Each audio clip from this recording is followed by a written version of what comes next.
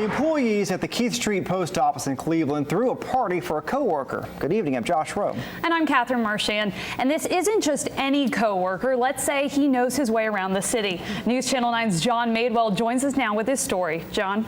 Well, Catherine and Josh, Dean Newman shows up for work every day, and he's done that with the Postal Service for 50 years. He started in Virginia and has continued in Cleveland. Dean says he does it for the people.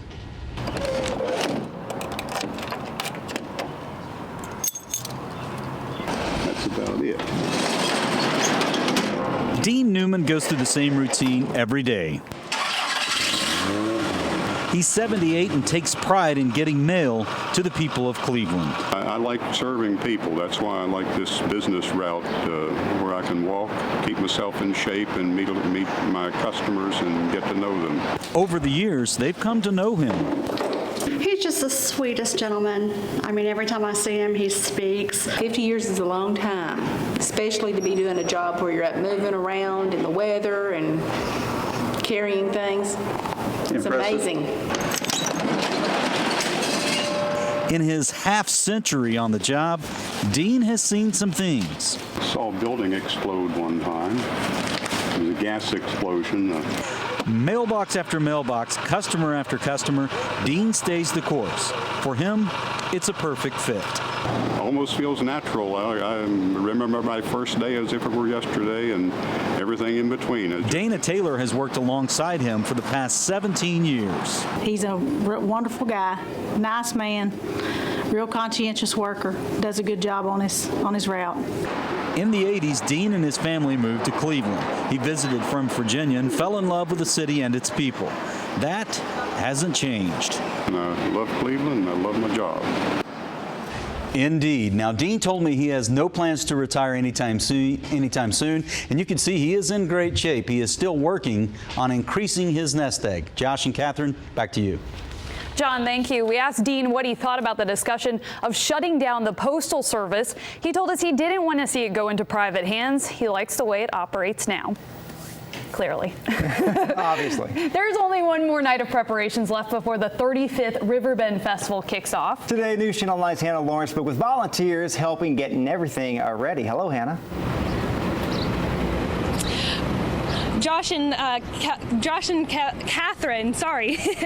Today I didn't only learn about what Riverbend is going to be like this year, but we also learned about Riverbend, what it was like in the past. All of this certainly wasn't here yet, but about 15,000 people came to that Riverbend in 1982. One of the original planners told us what Riverfront Parkway used to look like then. There was lots of chain link all along here. And there were a lot of blown out buildings that just weren't being used. So that's the reason we had the festival here. It was as if it was unclaimed. Nobody wanted it. Sally Robinson says Riverbend used to be spread out through the summer. Now it's just a week long. Coming up at 6, I'll tell you more about how this festival is set up and what you can expect this year. For now, live downtown, Hannah Lawrence, News Channel 9. Hannah, thank you. Tomorrow you can join News Channel 9 live for our Riverbend Roadshow starting at 5:30 p.m. And if you're going to Riverbend, gates open tomorrow 5 p.m. There are several places to enter the festival as well. The main gate located at the corner of Chestnut and Aquarium Way. The other gates include the Hunter Museum gate. It's at the top of the stairs leading down to Riverfront Parkway. The Riverside Drive gate is on lookout there and Aquarium Way. The Walnut Street Bridge gate located under the Walnut Street Bridge, and the Marina Gate located on Riverfront Parkway west of the Old Jotty Bridge. Vanderbilt University is expanding its student insurance to start covering transgender-related surgeries. The move comes as a way to make the campus more inclusive for students who didn't have medical care. The change was made after an annual review of the school's student health care plan. Vanderbilt's plan has covered hormone therapy for transgender students for several years. 71 universities across the country already offer the coverage. The new plan has received mixed reactions, but one student says everyone should be supportive. This is honestly the future of what, sexual identity is, and it's really important that we're supportive of all peers. The plan has also received some backlash. Tennessee Congresswoman Diane Black blasted the university for what she calls, quote, the political agenda of liberal university administrators. Tennessee Governor Bill Haslam signs a bill that overhauls the governing boards of some states' universities. Haslam signed the Focus Act, a law that creates new boards for state universities. Schools in the University of Tennessee system are not affected by the bill. Haslam will get to appoint 8 of the 10 board members for each school. Those boards will oversee tuition, hiring of university presidents, and set the agenda for each school. The Rotary Club of Chattanooga had a special guest at their meeting today. The president of Rotary International, John Germ, spoke at the organization's meeting at the Chattanooga Convention Center. Germ is a Chattanooga native and was elected president of the organization in 2014. He's a board member of several other organizations, including the Public Education Foundation and Blood Assurance. He's also founder and treasurer of the Chattanooga State Technical Community College Foundation and president of the Tennessee JC Foundation. It is Thursday. That means the weekend's right around the corner.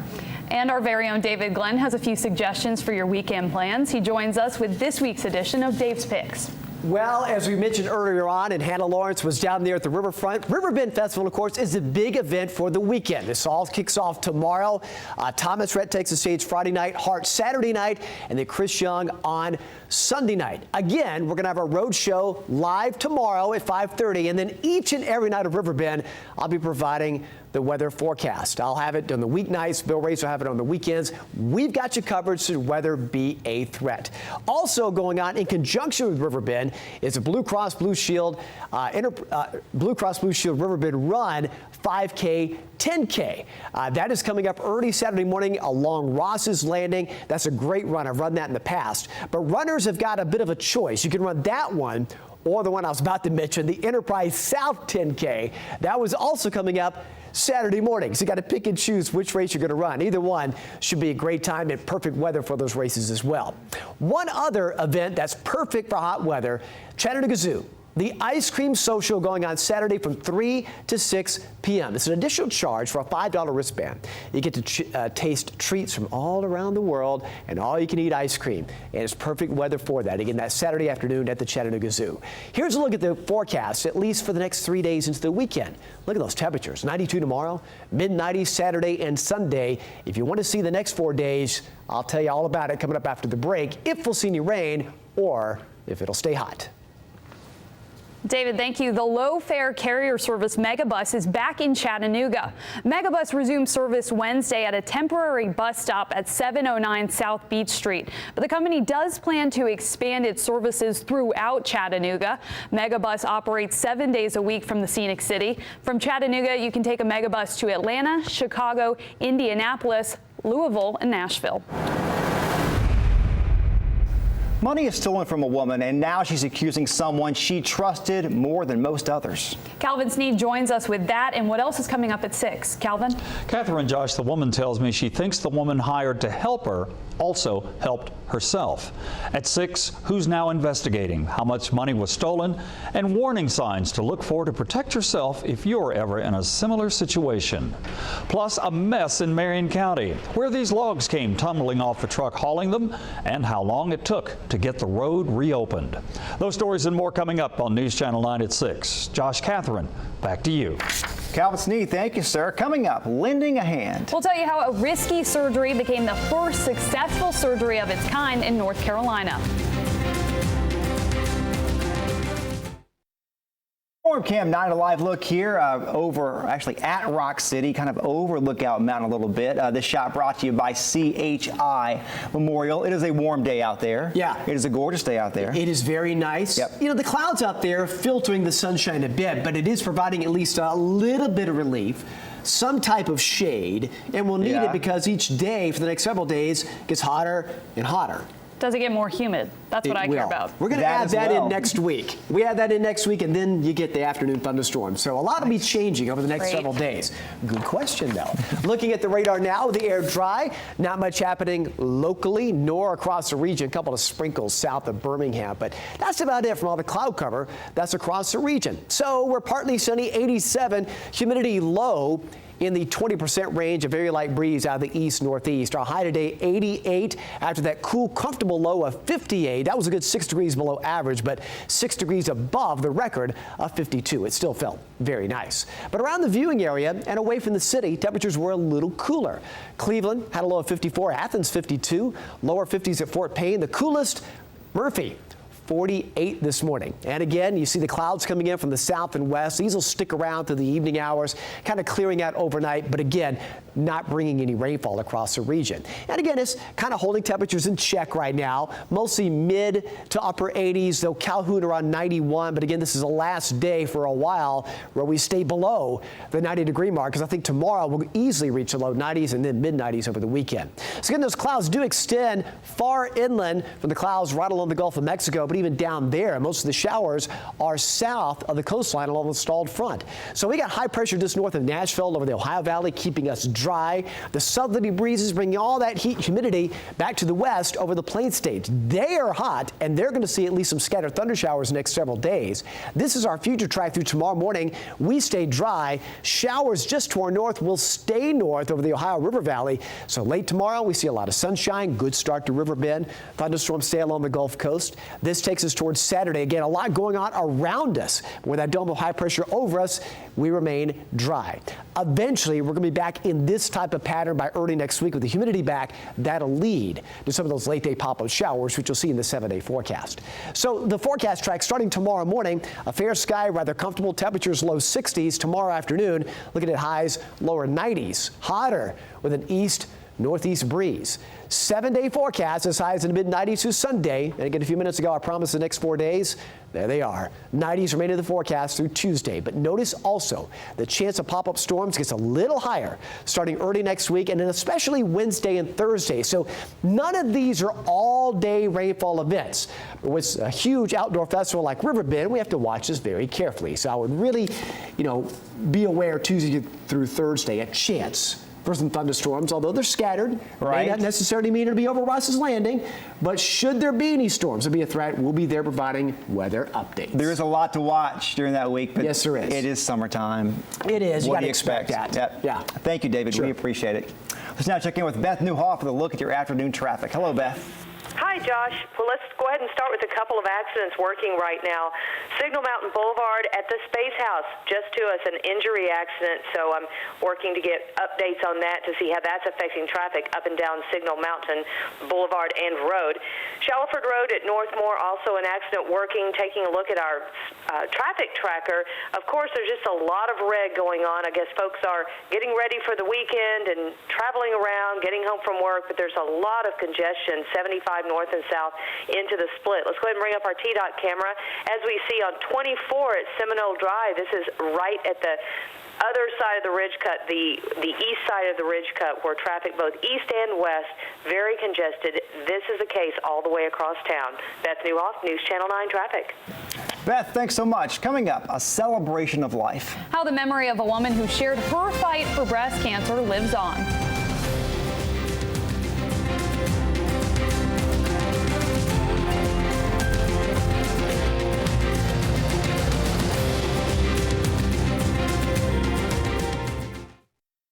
11 years since longtime News Channel 9 anchor Mary Ellen Locher passed away after a long battle with breast cancer. The breast cancer center that bears her name is continuing her dream. Kelsey Bagwell joins us now with more. Kelsey. Catherine, Josh, Mary Ellen Locher shared her battle against breast cancer, and although the disease claimed her life in 2005, her courage and vision continues today, touching thousands of lives each year. She wanted breast cancer survivors to have just one place to go for diagnosis, treatment, encouragement, and a family atmosphere to help survivors cope. Before she passed away, she helped Memorial Hospital in the creation of the Mary Ellen Locher Breast Center. A doctor who works at the center tells News Channel 9 her memory serves as motivation. Her memory is not just cliche, it continues here, and yes, is a motivation for me and beyond the breast center. According to the center, there have been 59,085 breast exams across all 4 locations. Catherine. Kelsey, thank you. Mary Ellen also founded Children of Breast Cancer Foundation, which is now the Mary Ellen Locher Foundation. It's a nonprofit organization for children affected by parents who dealt with or are dealing with breast cancer. Giving a man a hand. Coming up, we'll tell you why a man is celebrating after giving an experimental surgery a chance.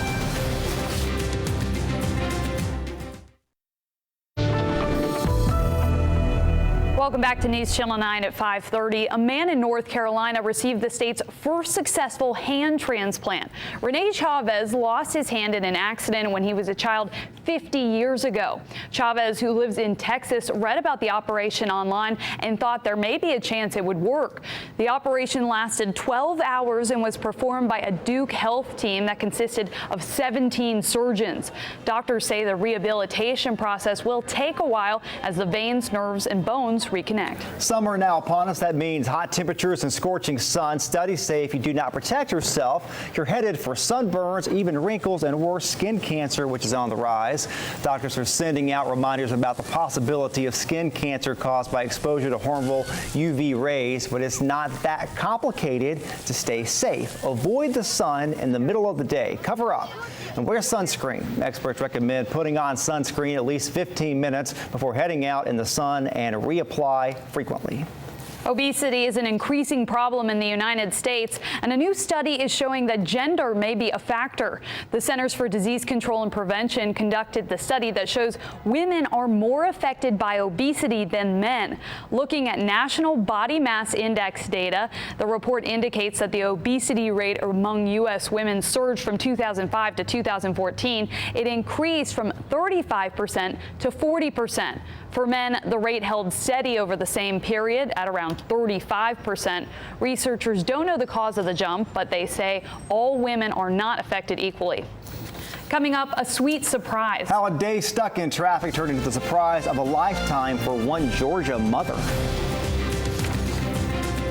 With Riverbend getting underway Friday, expect extended road closures, and I-24 won't be without delays. I'll have all the details before you head out the door.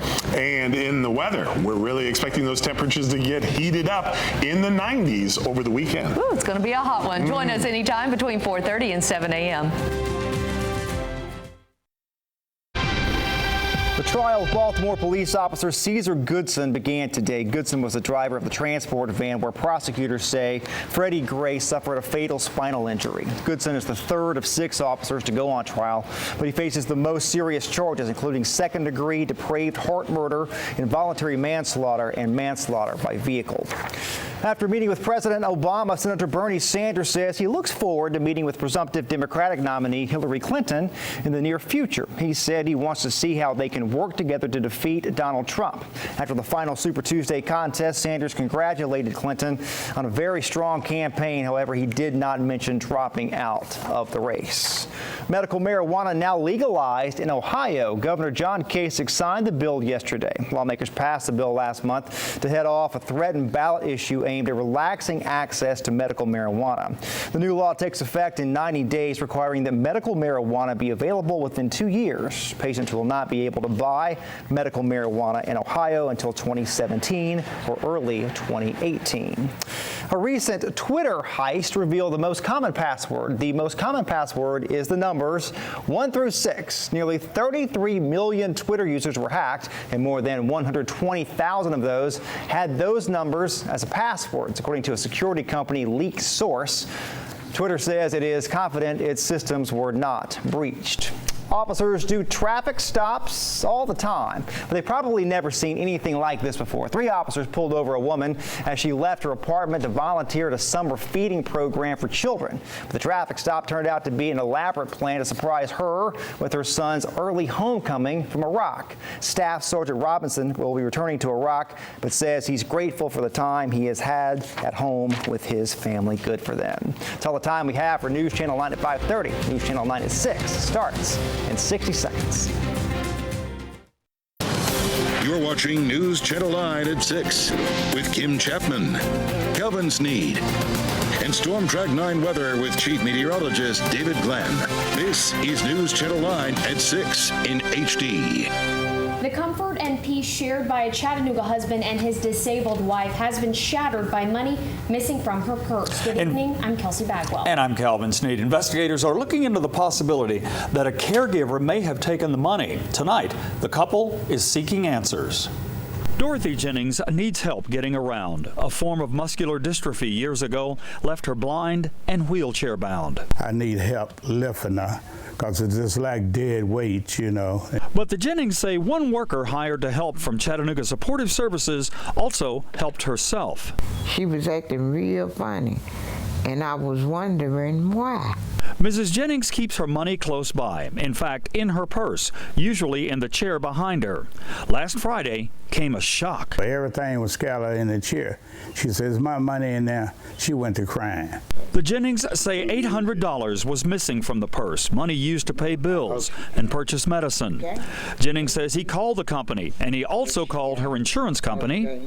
They told me to call the police or something to get a report, and I called this officer, and he came out here. Marilyn Jones at Chattanooga Supportive Services told us, in addition to police, the company is doing its own investigation too. The investigators need to come out there and ask him questions, and so we can try to get his side of the story. Bergen Aldahar at the Partnership for Families, Children, and Adults says the theft could have been avoided if warning signs had been followed.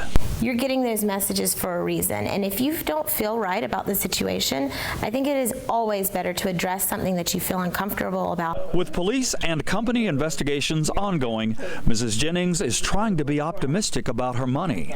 If I don't get it back, then, you know, but I'm hoping that I get it back. You know, that's what I'm hoping. I'm hoping I get it back. I really do. Okay. Chattanooga police tell us they are waiting on additional information to continue the case, including identification of the alleged suspect in this case.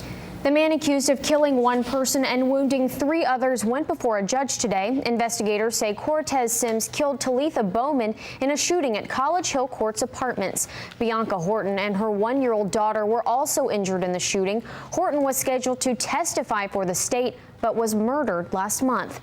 Along with Cortez Sims, Bowman's sister was in court today. She showed up with friends and family members. Also present, members of Horton's family, who continue their call for justice. I'm not happy about it. From the way he came out the courtroom, he was smiling as if like he didn't care, like he was happy that he done what he did. Lawyers from both sides say they're working toward a September 27th start date for the trial. Cortez Sims appeared in front of a packed courtroom today. Lawyers from both sides agreed to have a motions hearing July 21st. Could the driver responsible for dropping dead animal parts on I-75 face any penalties? News Channel 9's Catherine Marchand has been looking into that. She joins us now with that story. Catherine. Kelsey, Calvin, it took TDOT 3 hours yesterday to clean up the mess. We have some video of the roadways, but we'd like to warn you the images may be disturbing to some viewers. Chattanooga police say a motorist reported the vehicle was a BHT resource truck, but a CPD spokesperson says the driver and the trucking company are not facing any charges at this time. So I reached out to some state agencies to see if they would be getting involved. The Tennessee Department of Agriculture says while they have regulatory authority over dead animal disposal, they have no role in regulating the transportation of dead animals. The Tennessee Department of Transportation tells me anytime you're hauling a load, whether it's a mattress or animal carcasses, if it becomes unsecured and spills out on the road, you're responsible for it. Right now, they're trying to confirm who was responsible and say that person or company could face a fine. Generally, we try and recoup any costs that the department bears in an accident or something of this nature. I was able to get in touch with BHT Resources today. A spokesperson says they're investigating, but they have no comment. Calvin? Thanks, Catherine. We also spoke with the Tennessee Department of Environment and Conservation. They tell us they have no regulations in a situation like this. State Route 27 in Marion County is back open tonight, but that was not the case earlier today when an overturned logging truck forced authorities to shut it down. It happened this morning on Suck Creek Mountain. News Channel 9 caught up with a driver who was behind the truck and saw the whole thing happen. The trailer turned, one trailer turned to the right, the middle one kind of went to the left, and then the tractor turned over, and it was just a horrible accident. Despite how bad this looks, we do have good news. The driver of the truck walked away from the crash with no serious injuries. The official cause of the wreck is under investigation. Euthanization is now recommended for a dog accused of biting an elderly man last week, says Murray County Animal Control. And a warning, some of the video may be considered graphic to some people. Police say Rex Ray Peak was visiting a neighbor when the dog named Mojo attacked him. Earlier this week, authorities told us they would return the dog to his owners with conditions, but they say the Sheriff's Department received a tip that Mojo bit a child in Florida back in 2012. Police there confirmed the incident. The family will have 15 days to appeal. No date has been set to put the dog down. One of the 3 people charged with firing guns in a residential area is a police officer in Florida.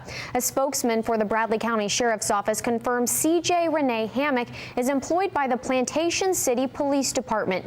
Deputies say she was not using her service weapon at the time, but Hammock is charged along with 2 others with 8 counts of aggravated reckless endangerment. 3 houses were hit by gunfire. We called the Plantation City Police Department for comment, but have not heard back from them yet.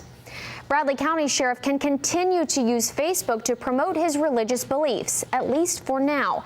The American Atheists and an anonymous woman filed a lawsuit against Sheriff Eric Watson. They allege Sheriff Watson violated the First Amendment by promoting his religious beliefs on the Sheriff Department's Facebook page. Today, a federal judge denied a temporary restraining order. Sheriff Watson released a statement saying he was pleased with the outcome. A final court hearing is set for August 24th. In less than 24 hours, the gates will be open to the biggest event of its kind in Chattanooga. Today, News Channel 9's Hannah Lawrence followed along with volunteers helping get everything ready for that big event. She joins us now to tell us how the event is set up this year. Hannah. Kelsey, Calvin, we are in a golf cart right now, and these are super important to volunteers that are setting up this festival. You can see them sitting down there. It takes about 1,500 volunteers to pull this off, and today one of them drove us around the festival. This pig allowed. From food and drink, But we want you to taste it fresh. There you go. Thank you. to music and art. Riverbend goers will have a lot to choose from. Another huge country night. Organizer Dixie Fuller showed us each stage where artists will perform this year. The Chevy stage, closest to the Southern Belle, will host all of the local artists. Fuller says country music artist Chris Lane will play here on the Bud Light stage, near the Old Giatti Bridge, one of the more popular Friday night acts. Country singer Thomas Rhett will take the Coke stage tomorrow. After that, I think this is going to be our good pick this year. if you're looking for a cooler place to listen to some tunes, set up under Riverfront Parkway is the Tennessee Valley stage. We got a great lineup there, guys. Finally, due to construction, the Unum stage, which sits in front of the Art Museum, was moved up this year. We're really good at coexisting, especially when it comes to Chattanooga and development. Organizers say the festival and the developers of that property are working together. They will stop at 5 each day, and Riverbend will begin then. They also say that hotel will be finished for next year at Riverbend. For now, live downtown, Hannah Lawrence, News Channel 9. Hannah, thank you for that look at all the fun things the festival has to offer. And be sure to watch News Channel 9 tomorrow evening at 5:30. Josh Rowe and Catherine Marchand will be live at Riverbend. Joining them is This and That host James Howard. We'll also have a look at what's new this year, and we'll talk with a couple of local artists performing this year. So be sure to join us tomorrow evening at 5:30. After a brief hiatus, Megabus is back in Chattanooga. The low-fare coach restarted service yesterday after leaving back in April. The double-decker bus stop is now at a temporary location at 709 South Beach Street. Megabus plans to move to a permanent location at 2020 East 23rd Street next month. There are 5 trips from Chattanooga, including Atlanta and Nashville. Megabus operates 7 days a week. A Chattanoogan with international recognition. The president of Rotary International spoke in his hometown for their meeting today. John Germ was elected president of the organization in 2014. He's on the board of several other groups, including the Public Education Foundation and Blood Assurance. Today, he spoke at the Chattanooga Convention Center.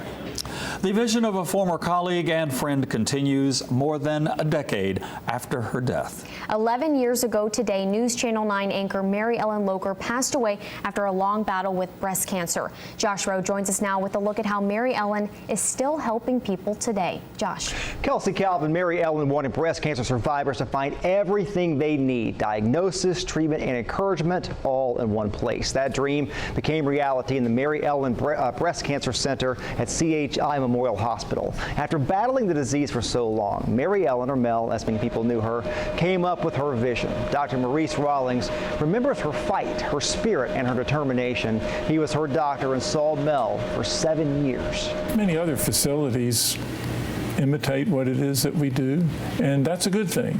So the breast cancer care development, management, ongoing improvement continues, and a lot of it's from her motivation. Dr. Rawlings also tells us Mary Ellen was near the end of her life, but still helping others, including him, while he was going through melanoma treatment. Kelsey. Josh, thank you. Over the past 8 years, the number of breast cancer cases the Mary Ellen Locher Breast Center has diagnosed has almost reached 70 cases. The Chickamauga battlefield becomes a classroom for a group of U.S. Army commanders. Officers with the Army's 2nd Recruiting Brigade toured the battlefield today, learning about the Civil War battle and applying those lessons to their work today. The Battle of Chickamauga is said to be one of the pivotal battles of the Civil War. Colonel Patrick McCallis says there's a lot to be learned. So we are looking through the lens of tactics, through our warfighting functions, how we command our troops, how we maneuver our troops, how we supply our troops from both sides of the battle, both the Confederate side and the Union side. The 2nd Recruiting Brigade will be touring battlefields in 8 states across the Southeast. Lookout Mountain is on the schedule for tomorrow. One mailman reaches a milestone. We'll tell you how many years this postal worker has been delivering the mail through rain, sleet, and snow to friends new and old. That's next when we return. Back. Are there ever days you just don't feel like going to work? Oh yeah. We all have those. I think we do. But one mail carrier in Cleveland has shown up for work the past 50 years. News Channel 9's John Madewell followed him along his route today. John, what's he like? Well, Calvin and Kelsey, Dean Newman is a friendly, even-keeled man. His customers and coworkers love him, and he loves his job.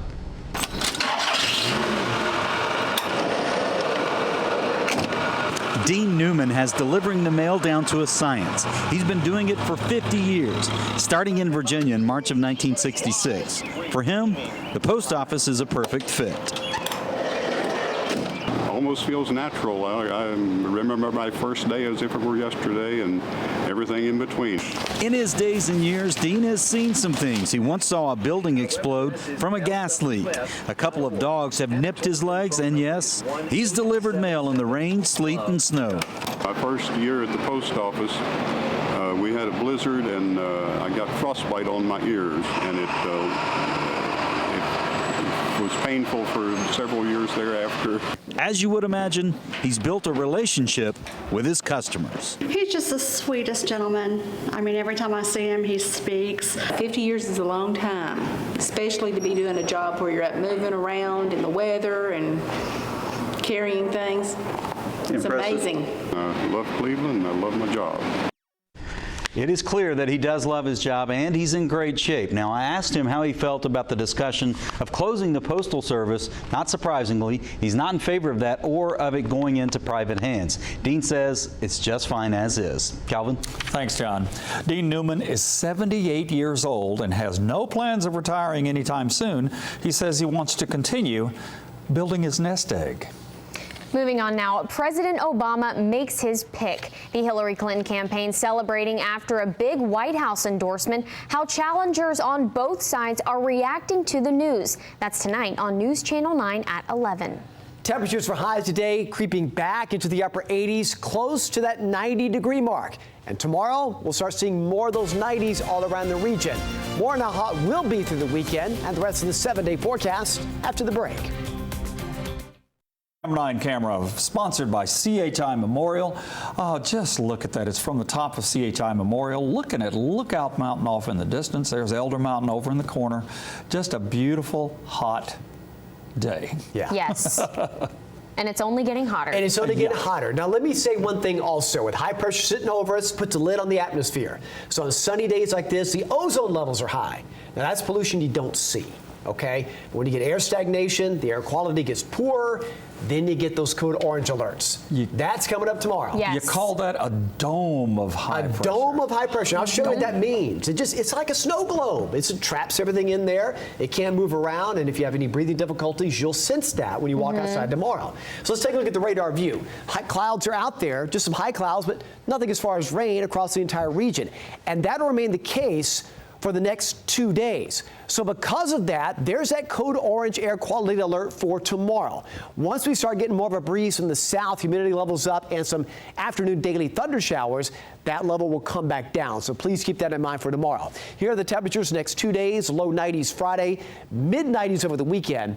And starting Sunday, there'll be a very small chance for a pop-up shower, but those chances get a little higher into next week. Right now we're at 86, a northeast breeze at around 5, humidity very low, 20% range. So even though it's hot, it's rather comfortable out there.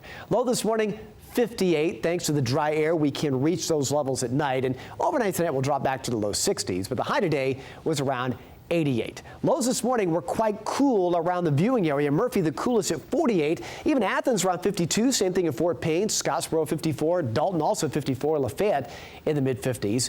And highs so far have reached the upper 80s. Though Cleveland was only 84. Crawfordville 82 in Athens. And Crossville stayed just below 80 at 79. So again, we've had the clouds streaming in. You saw some of those high clouds in the Storm Cam 9 view. They're not bringing any rain, just sort of an extension of clouds coming in from the south. And temperatures right now are mainly in the mid 80s. Calhoun right around 90 though, still upper 70s in Crossville and 84 currently in Scottsboro. The wind speed still very light and predominantly still coming in from the north. That's why the air still remains dry. And you notice those humidity values right now, 20 to 30% range. Those will be gradually changing and increasing through next week. But the clouds are out there. But again, as far as any rain, it's well south of us and south of the coast right now.